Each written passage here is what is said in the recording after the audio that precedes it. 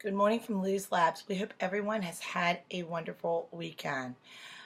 I know that we have lots of updates to give you guys about Logan and the puppies and Maddie, but we're going to stick to our routine and start with our adoptions first, which we've had a lot of. So, adoptions. Bobby was adopted. Bobby was adopted by Leah, who adopted Summer, and who, after adopting Summer, became an adoption coordinator for us and is a integral part of Lou's Labs. And so now not only does she volunteer for us, but she has two Lou's Labs doggies.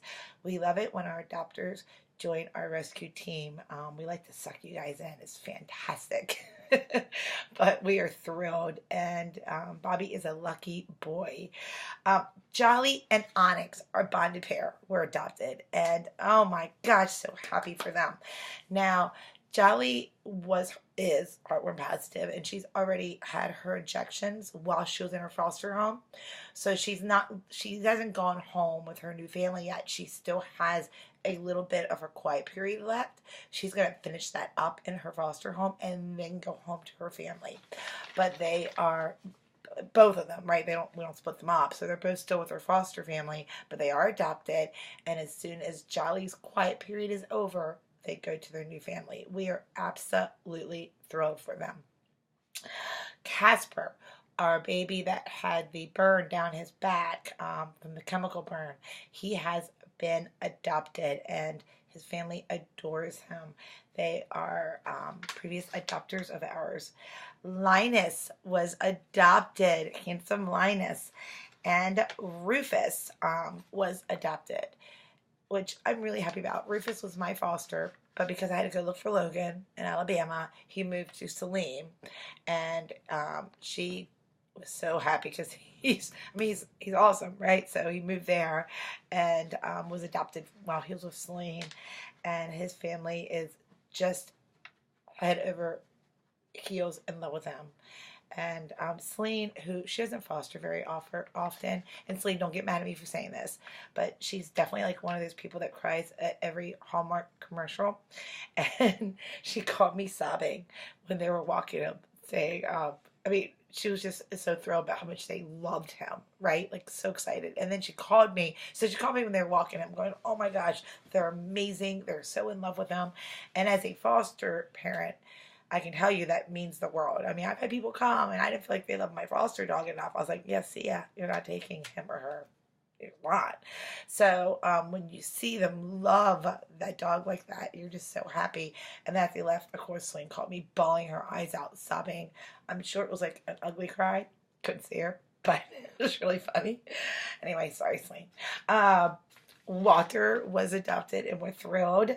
Lucy Lou was adopted. Cute Lucy Lou. So she's really cute. She's so petite. She looks like a permanent, like, 6 or 7 month old puppy.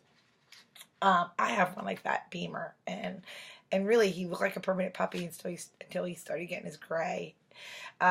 Coltrane, handsome Coltrane, was adopted to stick with the handsome yellows. Watson was adopted, and Watson has I love his family for this. So we didn't know this until Watson got up, but Watson has some hip issues, and so we were holding off because we had to get a specialist to look at him, and we said he was 7, but they really think he's around 8 or 9. So we found that out when he got up here, and then we found out about his hip issues being more serious than we thought. We just thought he had some arthritis in his hips, right? So we went to a specialist, had them looked at, but that specialist felt that he should not have surgery, which I agree with, but we're still getting a second opinion, because hip surgery is really hard on a dog. If you guys remember Anderson, Anderson and Cooper, dog goat, that hip surgery was so hard on Anderson. He's young. So given Watson's age to put him through that, if we don't need to, I'd prefer not to. If medication, and he walks just fine, but if medication can keep him happy and mobile, so the family is going to take him to, because we do want a second opinion. We don't ever just want one. So they're going to take him to one of our other vets, for a second opinion, just to make sure, because we want to make sure we're doing right by the boy, and see what they say. And if they are in agreement, then that's what we do. If they say no surgery, then we're going to get a third opinion because we need to have at least two agree, right? But I love that no matter what, they're like, we love him and we want him. So, and then Lydia was adopted, sweet Lydia. So we're very thrilled. Um, I'm going to get in. I actually have more than one new dog to announce, but because of everything going on, we have not posted them. So you're going to have to wait until next week. But or we're going to post them today, and I'll just tell you about them on the video next week. So I'm only going to tell you about Bryant. Bryant is new to Loose Labs. When I was in Tuscaloosa looking for Logan, I went to the Tuscaloosa Metro Animal Shelter to visit because we pull dogs from there, and to let them know about Logan, and I knew that they had at least one dog they wanted me to look at, and I'm like, well, I'm here in person. What's a better time? And Bryant is one of the ones I turned around the corner and saw him, and I was like, oh my gosh, like big boy, 91 pounds, full of love and life, a tail that just wags. Like, I mean, it's like a propeller. He's so happy to see you. And he's definitely a big boy. He definitely needs training. He's very excited. I think he'll calm down a lot once he can get exercise. He was just neutered, and so he can't exercise, which always makes it hard, right? But he is a ginormous love. And so love Bryant. So he's our new boy to Loose Labs. Okay, so dogs that arrived on transport. Yes, I'm so sorry. I'm having a mind blank. Luna arrived. Penelope and Sully arrived. Jerry and Freya arrived. The chocolate bar litter was supposed to ride, but Almond Joy started having diarrhea, and we had to stop transport. They'd been fine. We had to stop transport and rush them to the closest emergency vet. It was Sunday. Our choices were slim. There's only one. So I'll go ahead and get into since I'm talking about them, into the chocolate bar litter story. So her temperature was 104. She's on fluids. She's on medication. The other two are doing fine right now. One other of the three did test positive for parvo as well, but no symptoms. So we're hoping that we got it in time. Almond Joy's fever went down to 103, but over the night it spiked back up. She has had more rounds of diarrhea in the night, so we're definitely very concerned about her. And then there's the bill. So I swear, it's like, how come money doesn't really grow on trees? Which it did. Right now, we're looking at a $6,900 bill. Now, if we may, and we're hoping we can lower that by finding a rescue-friendly vet that would take the other two puppies. We cannot move her. She has to stand there. We can't even move her. She needs to keep getting her fluids. It would be it'd be unsafe to move her. But the other two, if we can find another vet that is rescue-friendly, because this emergency room vet, it's not. And even when they are, it's usually only like 10% for an emergency room vet. Really, you're getting charged for them just staying there being monitored, because all they're doing is giving fluids and medication. The fluids and medication isn't that expensive, but it is what it is. If we can get the other two moved to another vet, that will take them, but some vets won't if they have parvo. The third has not tested positive, but if we can get them moved, it will lower our bill a lot, which we really, really need. So everything we made on You Given, we've blown through. Literally, this has been a $10,000 weekend. It's really just crazy. But, so that's a story for them. We will update you on the progress, as we get it. That's the update right now. And just please send lots of prayers and good thoughts to those sweet puppies. And especially Almond Joy really needs it. And I'm just going to hope the other two, the one doesn't test positive for it. We know it's been exposed, and the other one, it's caught soon enough. So that's the story with them. Okay. to backtrack, since I talked about them, Sierra was unable to make transport again just because it was the same route as the other one. So we have someone that is offered to drive Sierra and Danae after Christmas. So like, I don't know the exact day. It'd be like 26th or 27th or something, straight here. So that's wonderful. And so they'll be coming here, and Danae will come to me, and Sierra is going to her foster that's been waiting very patiently for her. And then our next transport will be January 6th, okay, because of the holidays. And then we have a lot of dogs coming in. We have Goldie, Wanda, Louie, and we'll see who else. We're going to have about 10 dogs coming around the 13th. So anyway, that's it for coming dogs. I told you about the Hershey bar litter, which is really sad. Maddie, as you know, she did not make it. And we tried so hard. So if you're not familiar with her story, Maddie was basically an owner surrender. They were going to shoot her because she killed a chicken. Karen Baker, who lives in her area, rescued her and offered to foster her for us. And we said absolutely. And Maddie was a sweetheart. She was young, but she stopped eating. We got her to the vet, and she had a white towel in her, and it was so bad it even gone through her small intestines. She had to have emergency surgery. Her body couldn't fight the infection. And I mean, literally, I don't mean to gross you guys out, but her small intestines kept falling apart. And you can live without your small intestines, but her body could not fight that infection. She couldn't get her protein levels up. They kept trying, and it was, at the point, and I'm sitting on the side of the road in Tuscaloosa talking to our medical director, and I'm like, and she's telling me about the latest, she's like, the infection is still there. The vet really feels like another surgery is not going to help, and I'm bawling my eyes out. I'm like, they can't just let her die. Do a third, move, and I'm going through everything in my head, and the vet is such a good vet, and they're just like, at this point, it's wrong to do this to her. It's like at the point where it's inhumane. So we had to let her go. It was not an easy thing to do. It's so mind-boggling. You're like, why can't you save them? You just don't understand. I mean, I don't. It's just like, what do you mean we can't save her? I don't understand. But we just couldn't. And it was to the point that it wasn't fair to her. So we had to let her go. It makes me really sad that she was so young and she had such a crappy life. And then we get her, but we didn't get her in time, right? It really just is heartbreaking. But I'm glad that she was with us and she didn't get shot by those jerks who had her, because they have to be jerks or they're going to shoot her. And that probably would have never even cared that she ate something, and she could have died a very painful death.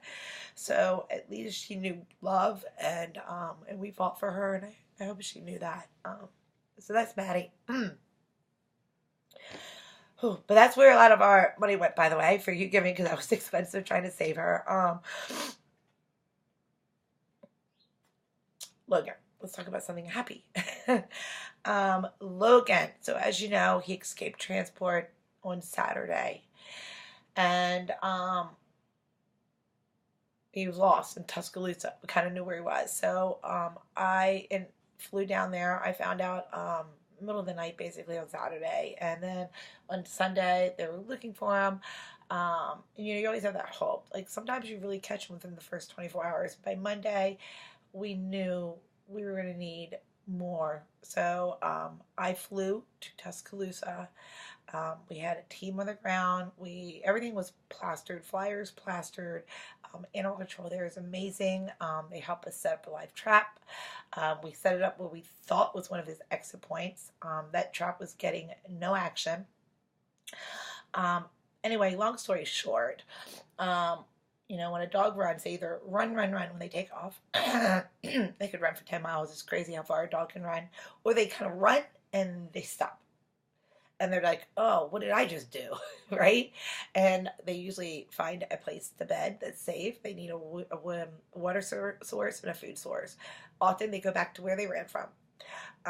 Logan stayed, he did go back to where he ran from one night, but we didn't have any sightings there again. But he did, we were able to kind of identify like a little triangle. They follow a pattern, right?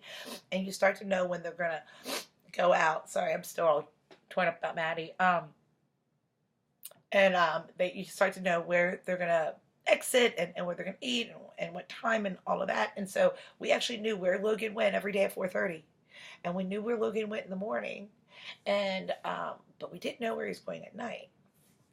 And so the first place we camped out, we didn't see him, is where he went every day at 4:30. And it was like not a great neighborhood either. I was scared, I gotta tell you. And I don't scare easily, but I was scared. But while we were there, we had Jennifer McKinley, who is our Southern Foster Director, who is amazing and who was like feet on the ground from the go with this, was parked in a school just waiting. And everyone's driving around. I'm like, you guys just need a park. It's kind of like when I lived in New York. If you're looking for a parking spot, driving around, you're never going to get a parking spot. But if you just sit on the street and you have patience, eventually somebody's going to leave. And it's just like that waiting for a dog. I was like, just sit. She was sitting there. She sat there for a couple hours. And suddenly around 11:30, she saw him. And then we kind of knew where he was spending the evening. So we moved the trap the very next morning.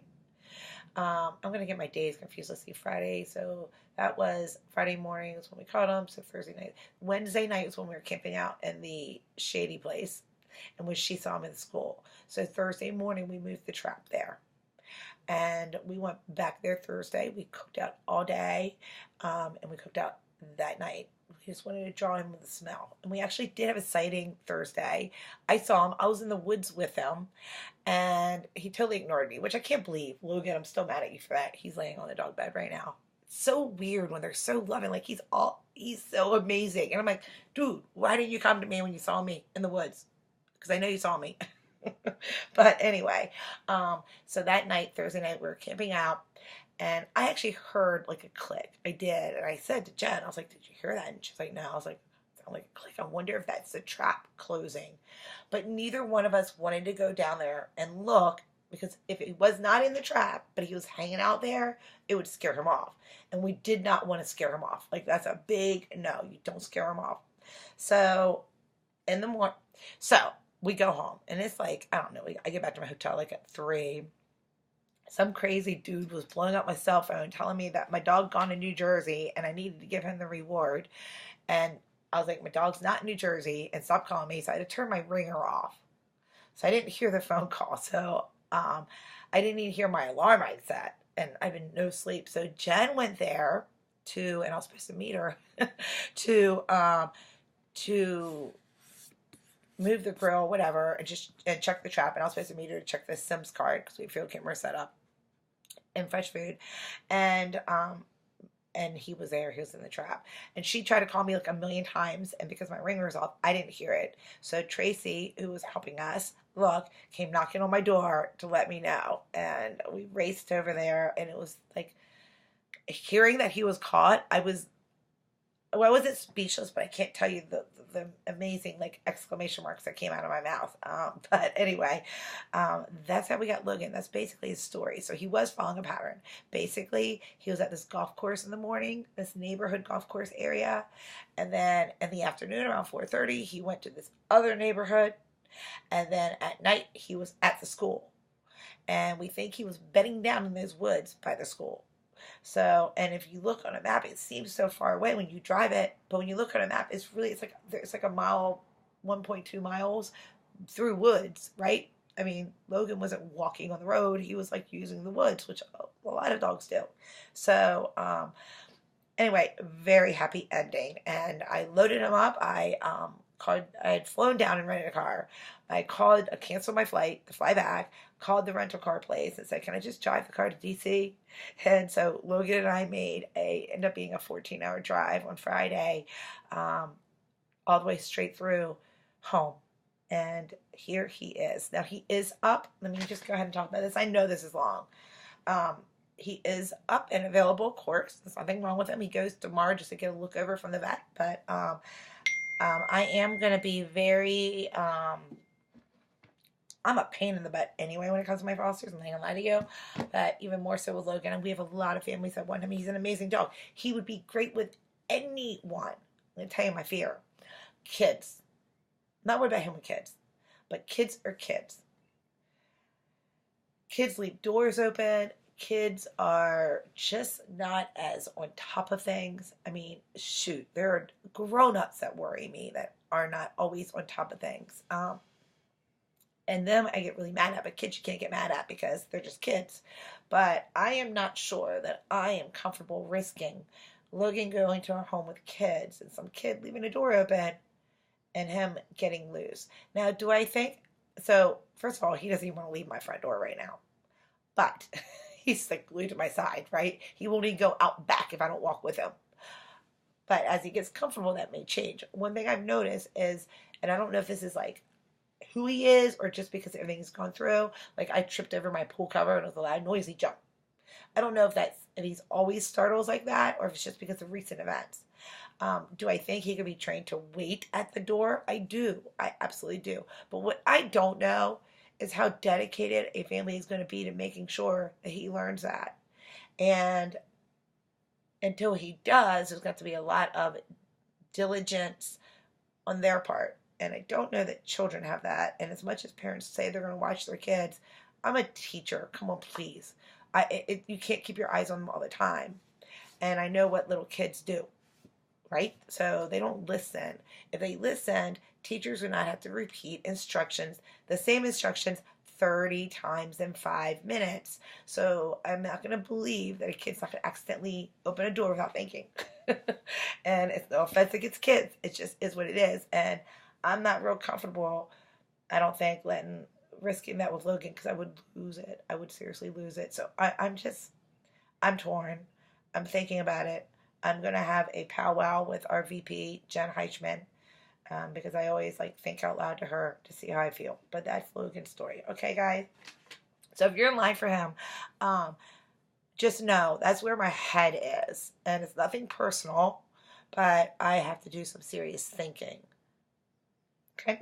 All right. So that is, I think that's all of our updates. I do give you a couple of medical updates. Shadow was a medical hold because we wanted to I wanted to do all kinds of things. So Shadow, reportedly had a seizure in the shelter and he hasn't had one since. And he is heartworm positive, and we weren't sure, like, was that a seizure or was that really an embolism? Because if you don't see it, you don't know. And so we like wanted to get like an echocardiogram done. We had all these things. We just wanted to be really careful. We didn't want to let him go until we knew. Well, he had another seizure on the way to the vet, so now he's on anti-seizure medication, and that can be controlled. And we also found out his heart and lungs look fine. They're very normal for a heartworm positive dog, so he's okay. I mean, my own dog Beamer has had a couple of seizures. They're scary to see, but they are controllable. So not at the end of the day, it was good news. So he is now off of medical hold and available. Okay, so that is Shadow. Somebody has Happy Tail that just came up, and I'm totally blanking. Is it Jerry? Jerry, who just came up, has Happy Tail. So when they wag their tail and they hit it someplace and it opens up, it heals. You have to be really careful though, because every time they wag their tail, they open it up again. So, and it's very hard to get a lap to not wag their tail. That's it on Jerry. And I know that there's probably other ones that I'm supposed to update you on, and I can't remember. My brain is still a little fried. It's taken me a long time to catch up with my sleep. So because I can't remember anymore, that's all you're going to get. I'm sorry. And it's long enough anyway. So, wow, it will be Christmas when I speak to you again. So until then, have a very Merry Christmas. Send lots of prayers for the puppies. If you can, I hate asking again, but if you can donate anything, even $5, it is welcomed. We can really use it. We will keep you updated on that. And until next Monday, Merry Christmas and see you later.